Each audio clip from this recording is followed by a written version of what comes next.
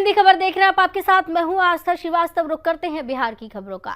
बिहार संग मोदी के नारे को साकार करने के लिए पीएम मोदी ने कोई कसर नहीं छोड़ी है। 24 की जंग में 400 पार की 10वें हिस्से यानी 40 सीटों के लिए एनडीए ने अपनी पूरी ताकत झोंक दी है।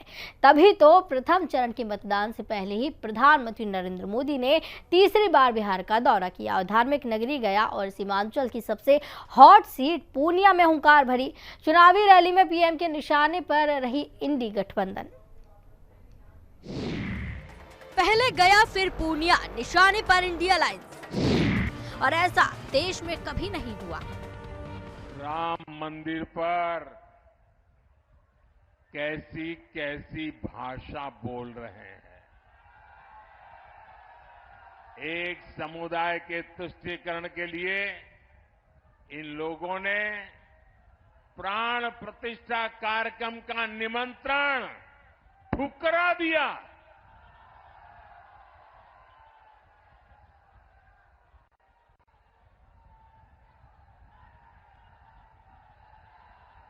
ये हमारे देश का संस्कार नहीं है, ये हमारे देश की परंपरा नहीं है।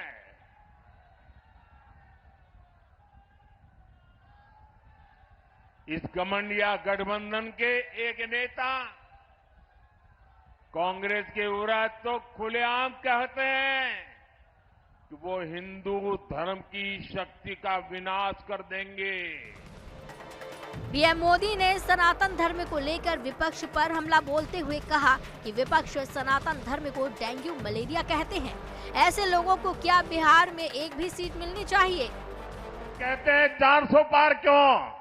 मैं बताता हूं 400 पार क्यों। देश की जनता ने तय किया है 400 पार, क्योंकि देश की जनता 2047 में हिंदुस्तान को विकसित देना चाहती है।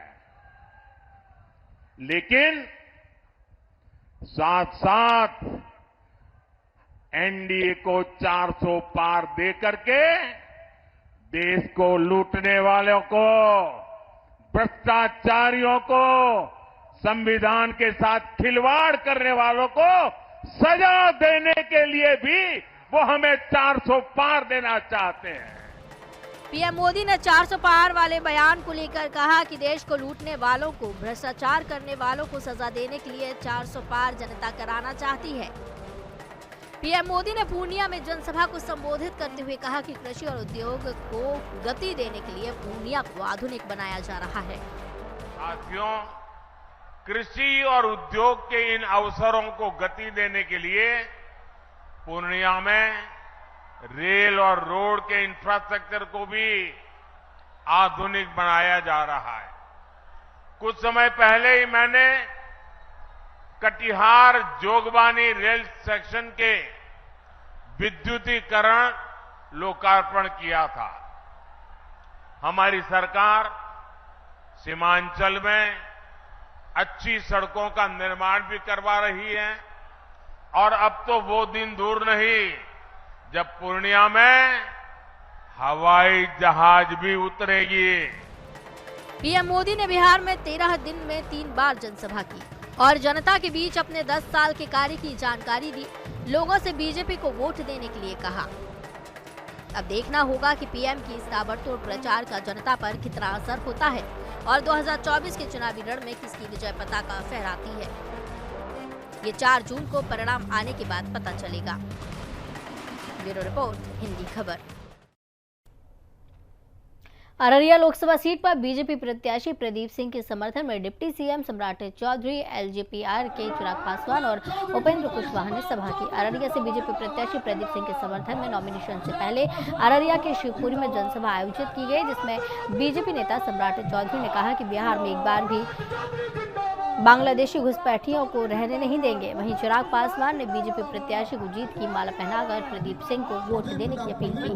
क्या करते कमल छाप से उनको कि जनता ने आस्था का दिखाने का काम किया है।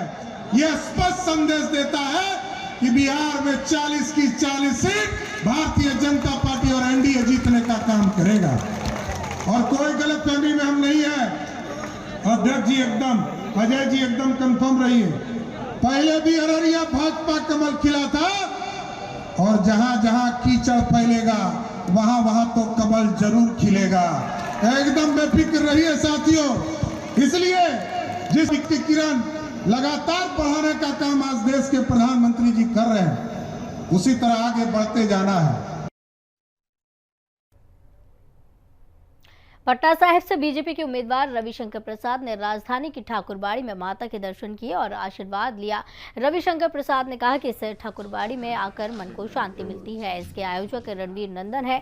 उन्होंने अपने पिता का ठाकुरबाड़ी से संबंध भी बताया। उन्होंने कहा इस बार की रामनवमी ऐसे ही विशेष है। प्रभु राम अयोध्या पधार चुके हैं। पूरे देश पूरी दुनिया में उनकी जयकार हो रही है। जी का, संजू चौरसिया जी का, रणबीर बाबू तो यहाँ के प्रमुख आयोजक ही हैं। इस ठाकुरबाड़ी में आकर मन बहुत संतोष मिलता है। मेरे पिताजी का इस ठाकुरबाड़ी से संबंध था, हम सबों का है बचपन से। बहुत दिव्य जगह है और इस बार की तो रामनवमी ऐसे ही बहुत विशेष है। प्रभु राम अयोध्या पधार चुके हैं, विराजमान हो गए हैं। पूरे देश नहीं पूरी दुनिया में जयकार हो रहा है। तो हम सब भी प्रभु राम को प्रणाम करते हैं। इस कल रामनवमी है। माता रानी हम सबों को आशीर्वाद दें, देश का विकास हो, देश दुनिया की बड़ी ताकत बने।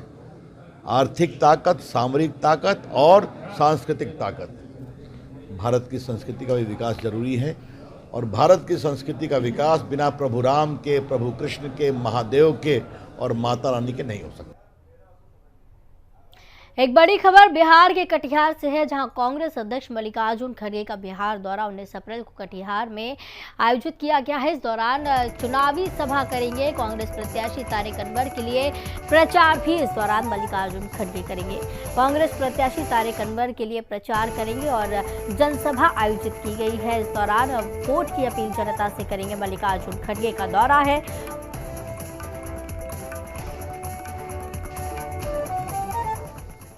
खबर मधेपुरा से है, जहां साझी विरासत बचाओ आंदोलन में शरद पवार के सारथी रहे युवा समाजवादी नेता इंजीनियर संतोष यादव ने आरजेडी को छोड़कर मधेपुरा में जेडीयू का दामन थाम लिया।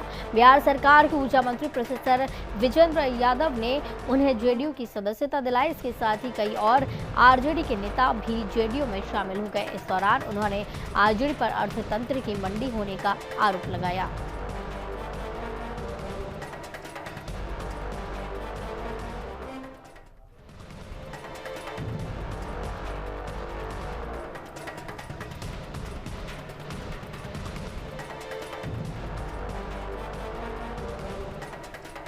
जनता दल है वो पूरी विचारधारा उनकी लोकनायक जयप्रकाश नारायण, डॉक्टर राम मनोहर लोहिया, जननायक कर्पूरी ठाकुर के उलट है।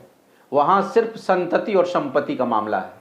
और डॉक्टर लोहिया कहते थे कि लोकतंत्र में जब संतति और संपत्ति का बोलबाला हो जाएगा तो लोकतंत्र अपने मायने खो देगा। इसलिए आज वो एक मंडी हो चुका है राष्ट्रीय जनता दल, जहाँ सिर्फ वंशवाद और पैसे का बोलबाला है। और ऐसे समय में जो जनता दल यूनाइटेड है, नीतीश जी का जो नेतृत्व है, विजेंद्र बाबू का जो नेतृत्व है, कोसी के इलाके में और समाजवादी नेता हैं, उनके प्रति हम लोगों की गहरी आस्था है। नीतीश कुमार, आदरणीय नीतीश कुमार और आदरणीय विजेंद्र बाबू के प्रति इस पार्टी में बहुत सारे ऐसे नेता हैं जो उन विचारों को, उन परंपराओं को आज भी जीवित रखे हुए हैं। लोकनायक जयप्रकाश नारायण, जननायक कर्पूरी ठाकुर और महान समाजवादी चिंतक डॉक्टर राम मनोहर लोहिया के विचारों को 24 की जंग में दल बदल का खेल बिहार में जारी है। आरजेडी से निष्कासित पूर्व विधायक गुलाब यादव ने लालटेन छोड़ दिया और हाथी पर सवार हो गए। मायावती की पार्टी बीएसपी की भी मन की मुराद पूरी हो गई। बिना देर किए बीएसपी ने गुलाब यादव को झंझारपुर से टिकट देकर चुनावी रण में उतार दिया। पार्टी के प्रदेश अध्यक्ष शंकर महतो ने मंगलवार को राजधानी पटना में गुलाब यादव के नाम की घोषणा की।